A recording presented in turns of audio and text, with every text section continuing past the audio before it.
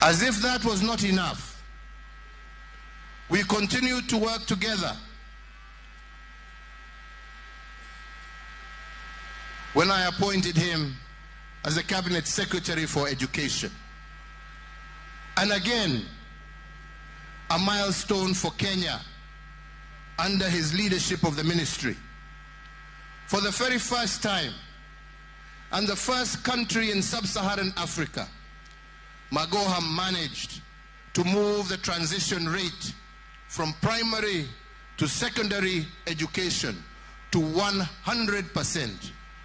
Kazi ya huyu mzee ambaye amelala hapa. Making sure that no child was left without an opportunity for education.